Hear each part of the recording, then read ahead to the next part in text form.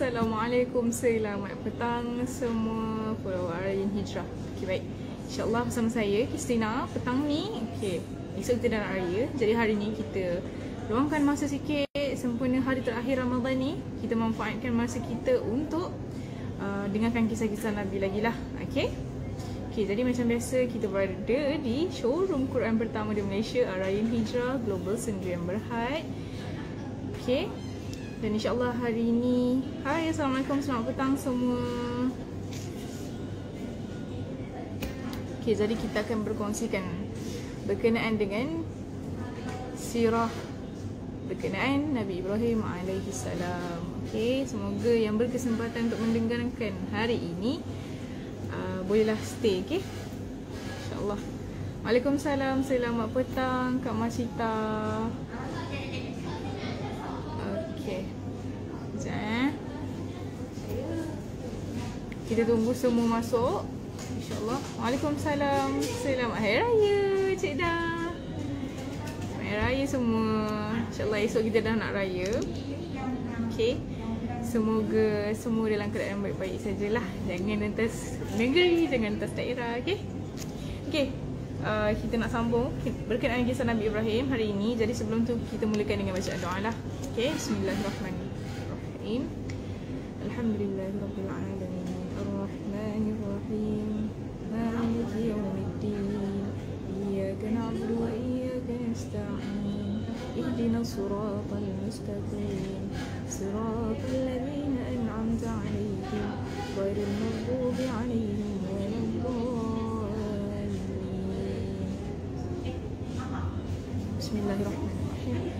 Allahumma aftah 'alaina hikmataka wa anshur 'alaina min khaza'in rahmatika ya arhamar rahimin. Rabbi shrah li sadri wa yassir li 'amri wahlul 'uqdatam min lisani yafqahu qawli. Allahumma faqihna fid din wa 'allimna ta'wil. Amin amin ya rabbal alamin. Okay, InsyaAllah hari ini kita akan sambung berkenaan kisah Nabi Ibrahim AS. Waalaikumsalam, selamat petang. Okay, jadi hari ini topik berkenaan kisah Nabi Ibrahim adalah sewaktu Nabi Ibrahim AS membesar di gua. Okay, kita tahulah Nabi Ibrahim AS sampai umur baginda berapa? Mencapai 5 tahun. Okay, Nabi Ibrahim AS ada lagi membesar dalam gua yang ditinggalkan oleh ibunya sebelum ni. Okay, jadi sewaktu baginda masih berada dalam gua tersebut, baginda pun dah besar, dah masuk umur 5 tahun. Jadi kecerdikan sebagai seorang kanak-kanak tu makin bertambah lah. Okay, jadi Nabi Ibrahim AS pun keluar dari dalam gua tu, okay, dan terus memerhatikan alam. Okay, memerhati alam, dia jalan, tengok matahari, tengok bulan, tengok semua kejadian alam yang berlaku di sekelilingnya. Okay, jadi seperti yang kita tahu, setiap kali Allah nak utuskan seorang Nabi, dan orang tersebut pastinya dikurniakan, orang kata, satu sifat yang memang suka berfikir, suka orang kata menilai, bukan menilai tu sebenarnya, berfikir macam manalah benda tu berlaku. Okay, macam kejadian alam lah, contohnya macam pagi dan siang, dia orang akan berfikir. Jadi begitulah semua Nabi-Nabi yang diutuskan oleh Allah, sebelum mereka diutuskan, mereka akan ada sifat tersebut, sifat suka berfikir. Okay, okay, jadi kalau kita tahu berkenaan dengan, okay, orang-orang yang suka berfikir ni biasanya kita panggil apa? Ahli falsafah. Okay, tapi beza ahli falsafah dengan Nabi-Nabi yang diutus oleh Allah adalah, kalau Nabi-Nabi dan Rasul yang diutus oleh Allah ni, mereka menerima ilham dan kemudian mereka terima wahyu.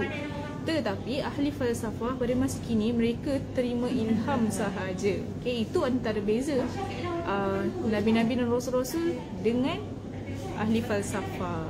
Okay, walaupun mereka sifat mereka suka berfikir, tapi beza mereka adalah daripada segi mereka mendapat, Nabi-Nabi mendapatkan wahyu, okay, ilham dan wahyu, manakala ahli falsafah mendapatkan ilham sahaja semata-mata. Semula jadilah perkara itu berlaku.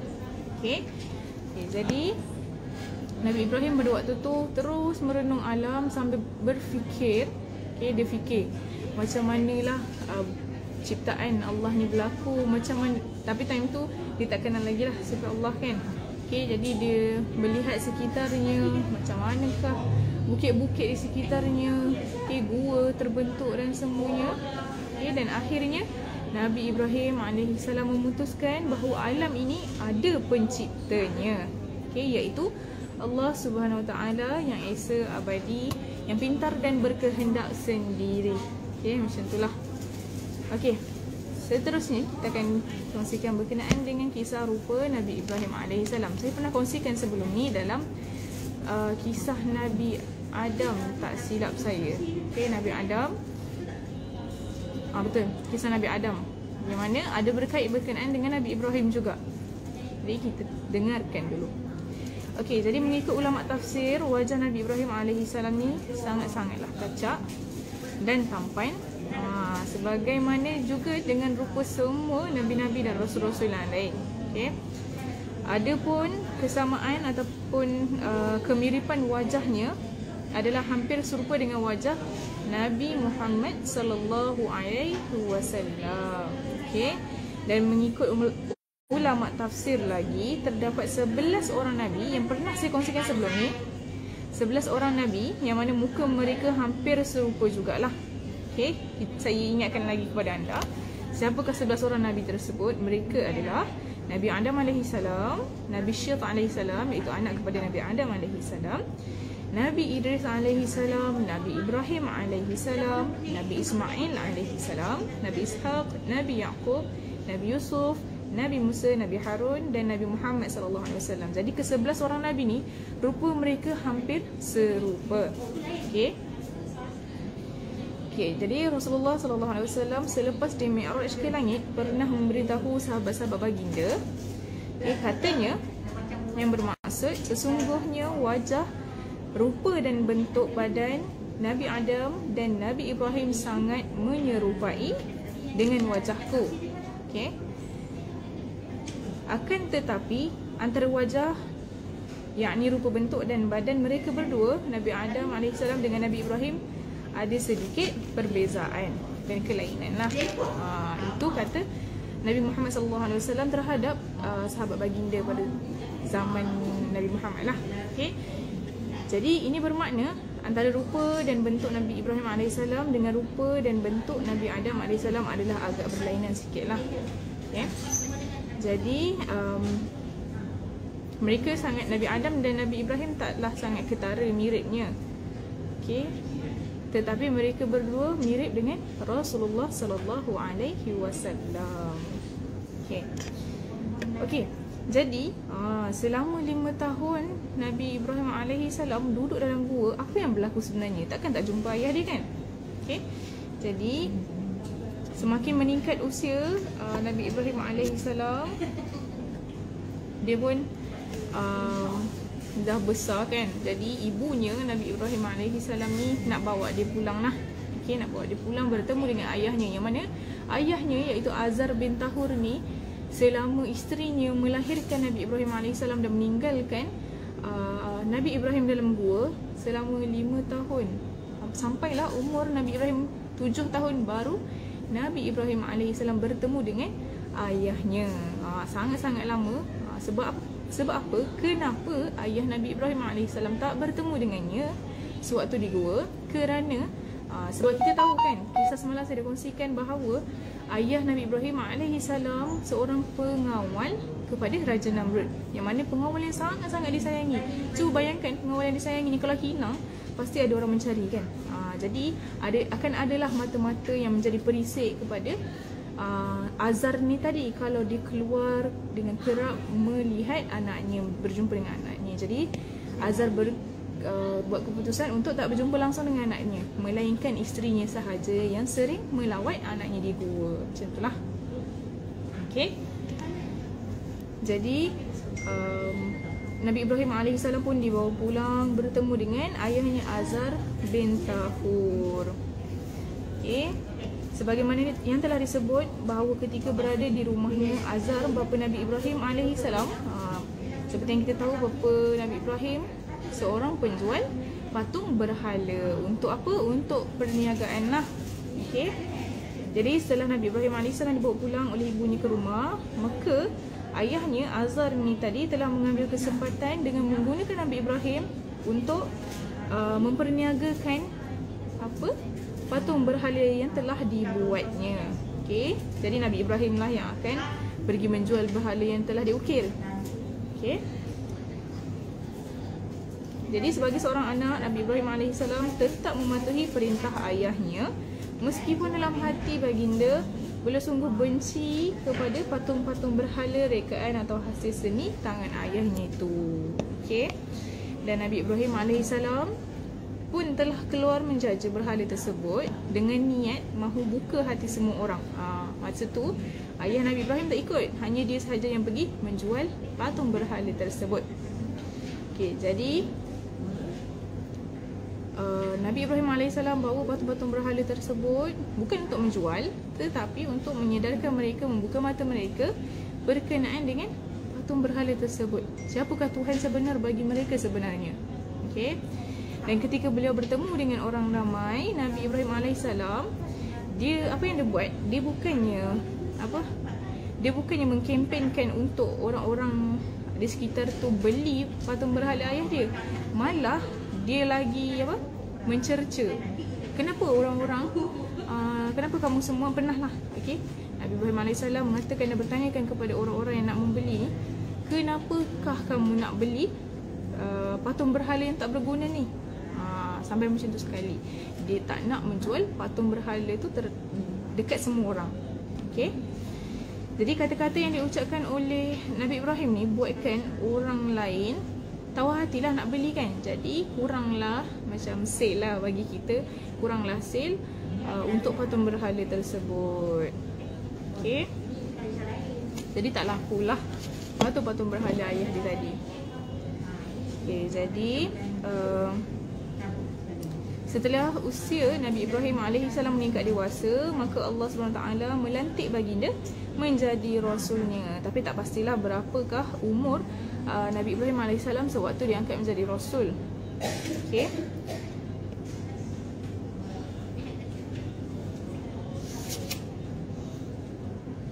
Okey. Jadi kita teruskan lagi.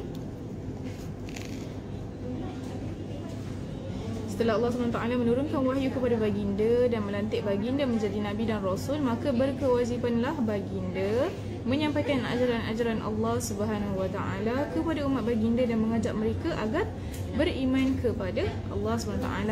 Okay. Jadi kerasulan diri baginda melakukan segala suruhan dan meninggalkan segala larangan. Dan tugas pertama apa yang dilakukan oleh Nabi Ibrahim AS, okey, dalam menjalankan kerasulannya, dia mengajak siapa? Dia buat apa dulu masa mula? Dia ajak dulu ayah dia untuk kembali kepada Allah, untuk mengikuti ajaran Allah SWT. Okey. Jadi Nabi Ibrahim pun sebenarnya beranggapan bahawa sebelum dia mendakwahkan kaum-kaumnya, lebih baik orang yang terdekat terlebih dahulu, seperti ayahnya lah. Tambah pula ayah Nabi Ibrahim ni seorang yang menjual berhala, seorang yang menjual Tuhan yang palsu. Oleh itu Nabi Ibrahim pun cuba untuk dakwah ayah dia dululah. Okay. Jadi pergilah Nabi Ibrahim AS kepada ayahnya Azar bin Tahur, dan dengan penuh kehalusan budi, kesopanan terhadap ayah dia, Nabi Ibrahim menjelaskan kepada ayahnya itu bahawa baginda sebenarnya diutuskan oleh Allah SWT sebagai Nabi, okay, dan Rasulnya kepada umat-umat baginda, iaitu orang-orang Babylon lah. Okay. Dan juga dia diutuskan oleh Allah buat kaum kerabatnya dan keturunannya jugalah, untuk perbaiki mereka semua. Jadi Nabi Ibrahim AS pun cubalah menyedarkan ayahnya bahawa berhala-berhala yang disembahnya itu adalah benda yang sangat-sangat karut, yang takkan membantu mereka langsung, yang tidak dapat mendatangkan kebaikan pun. Okey. Okey, jadi Azar, iaitu bapa Nabi Ibrahim AS ni, bila mendengarkan apa yang dikatakan oleh anaknya, dia sangat-sangatlah marah, sangat marah. Sebab apa? Dianggap macam Nabi Ibrahim AS ni sebagai seorang anak nak melangkaui batas, nak ambil alih tugas seorang ayah, sedangkan ayahnya adalah seorang ketua keluarga. Dia macam nak ambil alih tugas ketua keluarga, macam itulah dianggapnya. Jadi dia berasa marah, suka-suka je macam nak ajar kan. Macam itulah. Okay, jadi Azar sangat-sangat marah. Ayah Nabi Ibrahim sangat-sangat marah. Dia tak boleh nak tahan sabar dia lagi. Dia tak boleh nak tengok muka Nabi Ibrahim lagi, sampai masa Azarnya menghalau Nabi Ibrahim alaihi salam keluar daripada rumahnya. Okay, maka tinggal berjauhanlah anak beranak ni tadi. Okay, jadi setelah Nabi Ibrahim AS dihalau keluar dari rumah tangga ayahnya, maka baginda pun pergilah menjumpai kaumnya pula. Untuk apa? Untuk dakwah pula kaum-kaum dia. Sebab apa? Ayah dia dah tak terima, jadi ditukar pula. Dia pergi pula kepada kaum-kaumnya untuk didakwahkan. Okay, semoga mereka semua menerima ajaran Allah SWT. Jadi dengan mengemukakan alasan-alasan yang kuat dan kemas terhadap kaum baginda, baginda cubalah dakwahkan mereka. Tetapi jawapannya adalah tidak. Mereka tak mahu menerima dan beriman kepada Allah SWT dan seruan baginda. Tapi Nabi Ibrahim AS seperti Nabi-Nabi yang lain tak berputus asa. Okay, nak berdakwah lagi, nak tarik lagi umat dia sebelum terlambat, sebelum terkena bala Allah SWT. Baginda terus berusaha lagi sampailah baginda lelah. Okay, tapi mereka tak nak ikut. Okay, jadi baginda nak tunjuk bukti kepada kaumnya bahawa berhala yang mereka puja dan sembah itu adalah barang yang mati dan tak berguna sama sekali. Sampai satu masa baginda nak sangat tunjuk bukti. Okay, jadi setelah perkara tersebut berlaku, apa lagi yang Nabi Ibrahim AS lakukan? Pada satu hari, masyarakat Babylon ni mereka keluar rayakan satu perayaan yang sangat-sangat besar. Sampai nak kira semualah, memang tak ada seorang pun masyarakat Babylon pada masa tu yang tertinggal perayaan tersebut. Semua pergi, kiranya kosonglah rumah, dan mereka berkumpul di satu tempat untuk merayakan perayaan tersebut. Jadi mereka keluar beramai-ramai dari kota Babil tersebut. Okay, mereka pergi ke satu tanah lapang yang cukup luas, sebab mereka ramai kan, nak sambut semuanya bersama-sama.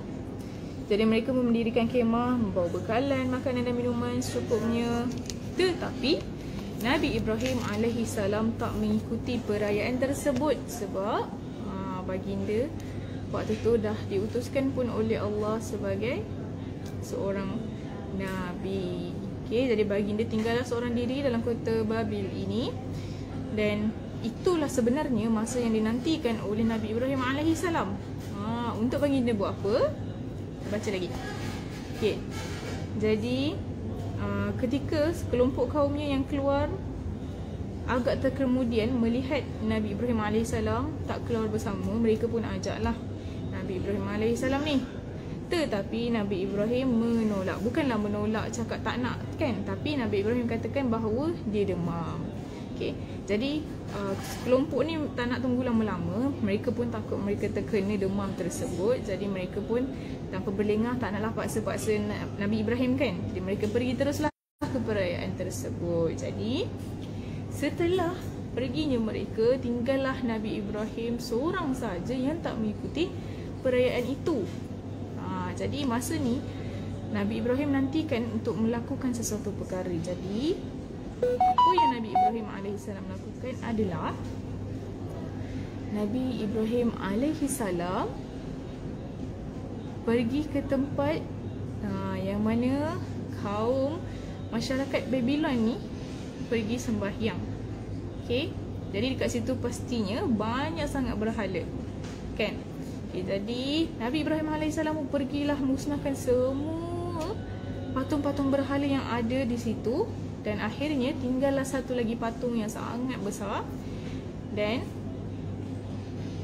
apa yang berlaku, patung tersebut tak musnahlah, cuma tersangkut kapak pada telinga patung berhala tersebut, ukiran patung berhala tersebut. Itulah yang berlaku. Okey. Jadi setelah balik pada perayaan tersebut, orang-orang ataupun masyarakat Babylon tu pun ada yang balik rumah dan ada juga yang pergi singgah ke tempat sembahyang, tempat ibadat mereka tu lah. Okey. Akhirnya mereka mendapati bahawa semua patung berhala mereka sudah pun musnah. Okey, sudah pun musnah.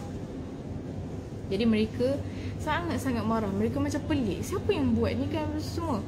Okey. Jadi buat rendang malam ni, kita buat rendang insya-Allah. Okey, jadi kita kongsikan dulu dengan sikit ilmu. Semoga kita dapat kongsi dengan orang lain insya-Allah. Okey. Rendang-rendang malam ni. Okey. Jadi bila masyarakat Babylon tahu berkenaan dengan patung-patung berhala yang sudah musnah tersebut, mereka pun cubalah nak cari. Kemudian Raja Namrud mengutuskan semua tenteranya untuk mencari siapakah yang lakukan kemusnahan tersebut. Okey. Tiba-tiba sebenarnya masa Nabi Ibrahim AS pergi ke tempat ibadat mereka, masa tu ada seorang pengawal yang perasan Nabi Ibrahim keluar daripada tempat tersebut dengan tergesa-gesa. Mulanya dia cuma anggap Nabi Ibrahim nak lakukan ibadatnya, tetapi tidak. Okey, tapi tidak. Jadi masa itulah mereka dapat tangkap bahawa Nabi Ibrahim AS lah yang melakukannya. Jadi Nabi Ibrahim AS pun dibawalah ke hadapan Raja Namrud. Okay, jadi waktu tu semua masyarakat Babylon berkumpul untuk mendengarkan ataupun untuk melihatlah apa yang berlaku sebenarnya. Okay. Jadi bagi Nabi Ibrahim AS, dia tak takut. Bagi Nabi Ibrahim AS, dia beranggapan bahawa itu adalah masa yang sangat, orang kata, perfect. Sebab waktu tu semua orang berkumpul. Tak ada pun orang yang tak berkumpul untuk mendengarkan perbicaraan dia dengan Raja Namrud. Okay. Jadi waktu tu Nabi Ibrahim AS anggap bahawa inilah masanya untuk dia mendakwah kaumnya dan juga ayahnya sendiri. Okay. Seterusnya apa yang berlaku, InsyaAllah kita akan kongsikan lagi minggu hadapan. Okey? Okey. Saya harap hari ini anda semua yang mendengar dapat input yang banyak ataupun kisah-kisah yang menarik, poin-poin yang menarik, yang anda rasa menarik, boleh kongsikan dengan kawan-kawan. Okey, banyak lagi sebenarnya kisah. Ni baru muka surat. Baru tebal ni je. Baru kisah Nabi Ibrahim tebal ni saja. Banyak lagi sebenarnya. Okey. Jadi untuk hari ni tu saja. Mesti anda rasa macam, oh itu ke yang berlaku, oh macam ni ke, kan? Saya pun masa mula-mula baca, mula-mula tahu berkenaan dengan kisah, semualah berkenaan kisah Nabi. Biasalah bila kita nak baru tahu semua, kita akan rasa macam Masya Allah, kebesaran Allah tu kan, nak tunjukkan macam mana diutuskan seorang Nabi, macam mana mereka menjalankan tugas mereka dengan baik. Macam cerita pegun kan, dengan Allah nak bantu Nabi tersebut, tunjukkan mukjizat yang ada untuk mereka, permudahkan urusan mereka. Dekat situ saya rasa macam Masya Allah, kita ni saya macam nak cakap kita ni sebenarnya perlu bersyukurlah. Islam tu adalah nikmat yang sangat besar untuk kita. Jadi bersyukurlah kita sebab lahir-lahir terus jadi seorang Islam. Okay. Jadi saya tak nak ambil panjang. Saya tahu anda semua sibuk. Mungkin ada yang baru balik kerja, ada yang tengah sebenarnya nak siap-siap buat kuih raya dan sebagainya.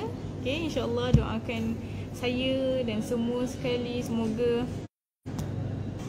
semua staf Arayin, dan doakanlah untuk anda semua follower-follower sendiri. Okay, semoga kita mendapat keberkatan dalam bulan Ramadan ni, sebab hari ni pun hari terakhir Ramadan. Semoga kita walaupun hujung-hujung ni, okay, manfaatkan waktu-waktu ni dengan beribadat. Okay, walaupun sikit tak apa, insyaAllah. Semoga Allah lihat, Allah pandang.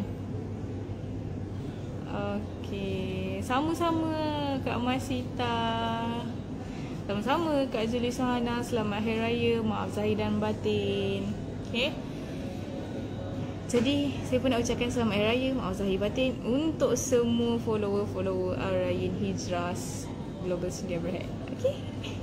Okay, baik. Jadi sebelum kita akhiri perkongsian hari ini, kita sudahi dengan tasbih kifarah dan suratul Asr. Bismillahirrahmanirrahim. Subhanakallahumma wa bihamdika asyhadu an la ilaha illa anta astaghfiruka wa atubu ilaik. Bismillahirrahmanirrahim. Wal 'asr innal insana lafi khusr illa alladhina amanu wa 'amilus solihati wa tawassaw bil haqq wa tawassaw bis sabr. Amin amin ya rabbal alamin. Alhamdulillah. Okay, terima kasih untuk anda yang meluangkan masa. InsyaAllah kita jumpa lagi dengan perkongsian selanjutnya berkenaan dengan kisah Nabi Ibrahim. Terima kasih banyak-banyak. Selamat Hari Raya. Maaf zahir dan batin. Itu sajalah. Terima kasih.